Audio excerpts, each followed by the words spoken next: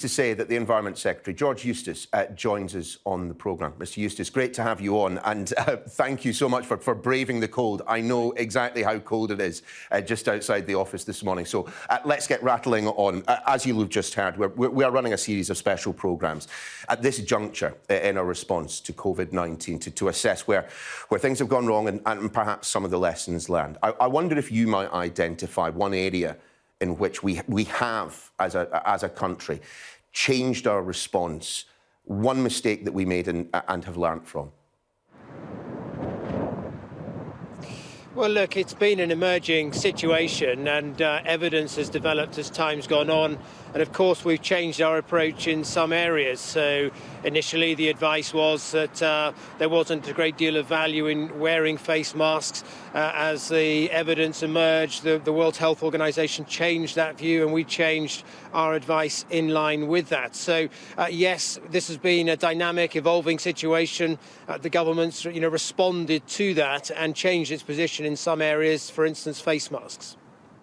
I wonder then if we might dwell just briefly, it is away from your brief, but on universal credit then. There is a real pressure from recipients of the £20 uplift to politicians on your side of the chamber of the House of Commons.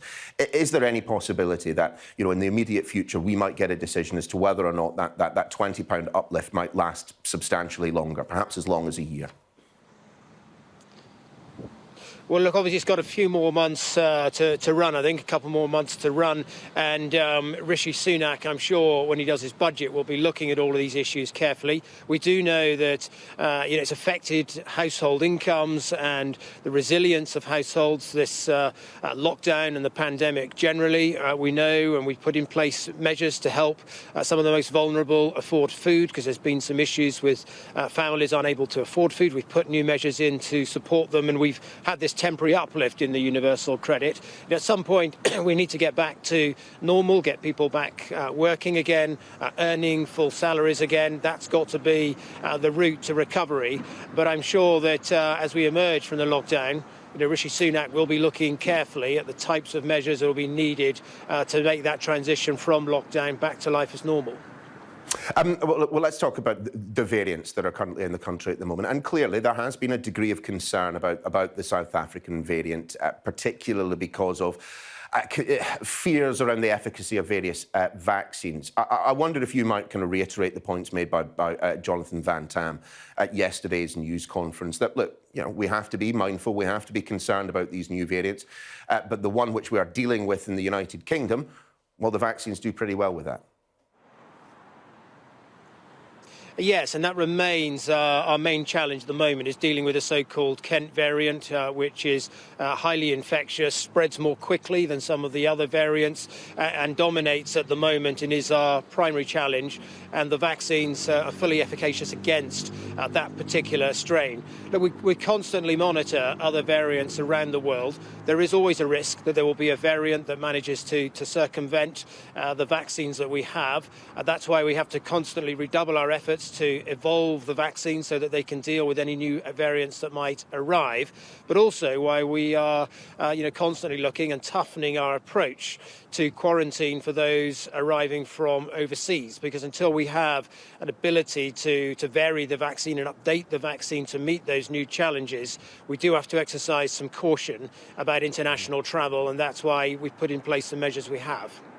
Sure, but just in terms of the South African variant, the cases number less than a couple of hundred at the moment, according to Jonathan Van Tam. But given that there is an 8-day process for us to be able to sequence an individual case and discover whether it's the South African variant, given the fact that we understand that community transmission has taken place, it is by no means beyond possibility that we could see a surge in the South African variant, isn't it?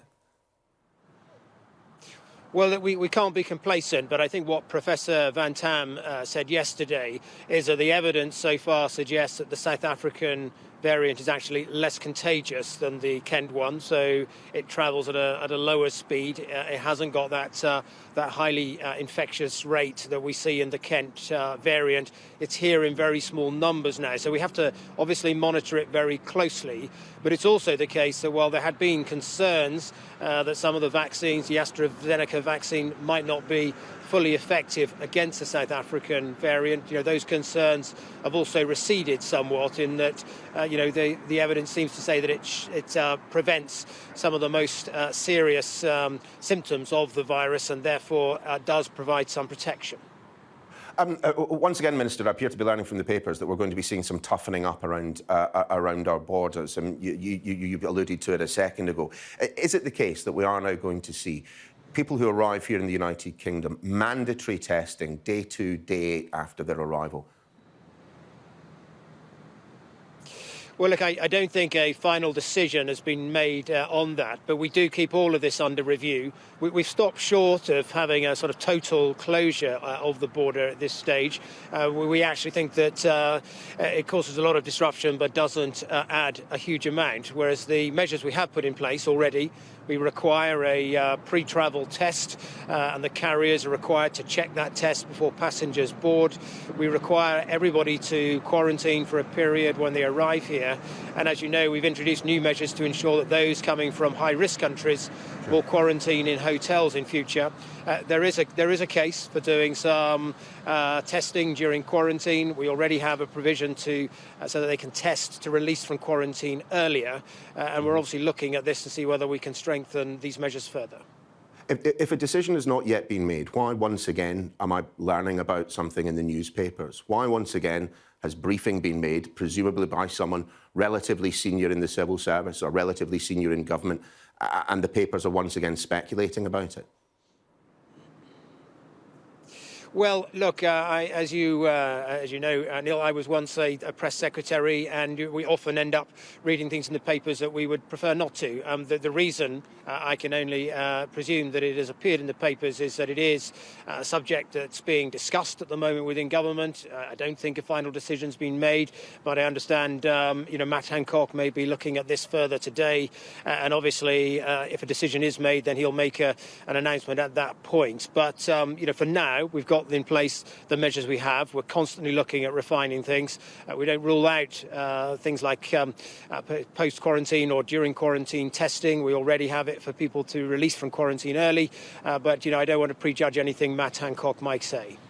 Sure, but on another and particularly related topic, quarantine hotels, we did have the announcement that those would be introduced at some point. We had an announcement that there would be an announcement. We still do not yet know when that announcement is going to be. What we do learn from the papers this morning is that perhaps one of the reasons why we haven't been able to move forward with that is that the government hasn't been able to book a hotel room. Well, look, I know that the Department for Health are working on this, working with some of the hotel operators. They're in discussion about procuring those hotel rooms. We've got a policy in place that from the 15th of February, that's next Monday, people coming from those high-risk countries will have to quarantine in hotels. I'm confident that we will have that provision in place, and I'm aware that discussions are ongoing at the moment. Have we booked any hotels, though? Because the strong implication, and well, indeed, the story in the papers this morning is that we haven't booked them. We haven't booked any.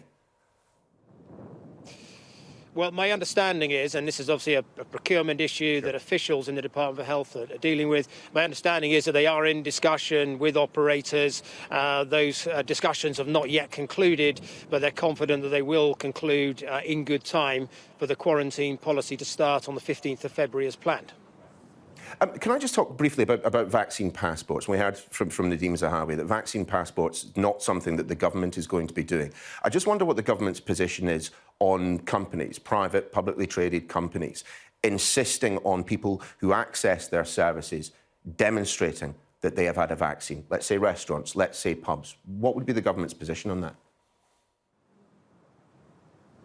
Well, I think it'll hopefully be unnecessary in the sense that within the next week or so, we hope to have vaccinated all of the most vulnerable cohorts, all of the over 70s. We're already well on the way there with, I think, over 90% of the over 75s now vaccinated. And the reality is that as we start to emerge from lockdown, when that moment comes, and the Prime Minister will be outlining that journey on the 22nd of February, by the time we start to loosen that lockdown, then we will have vaccinated all of those most vulnerable cohorts, and therefore the risk recedes, and it probably wouldn't be worth the while of any individual business trying to check whether people have been vaccinated. So our approach to vaccination is to vaccinate the most vulnerable cohorts in order and to roll out the vaccine as quickly as possible.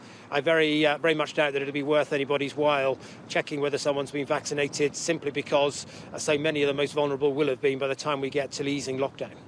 Sure. What then of within the health service itself? The Royal College of Nursing has released data that says that 15% of nurses remain unvaccinated, and that is for a variety of reasons. But of those who remain unvaccinated, of those nurses that they polled, 4% had decided not to take the vaccine. Can we conceive of circumstances in which we would not insist on frontline healthcare professionals having the vaccine if they had been offered it? Well, look, I think it's always very difficult to require or mandate vaccination in that way. It's always been the case that people have to choose to want it. Obviously, it's disappointing if there's people in, working in our NHS who themselves in very small numbers have decided not to have the vaccine. We want to get maximum protection, particularly for those vulnerable cohorts, but also for those, such as those working in the NHS, who are particularly exposed, and the vast majority of them have taken up the vaccine.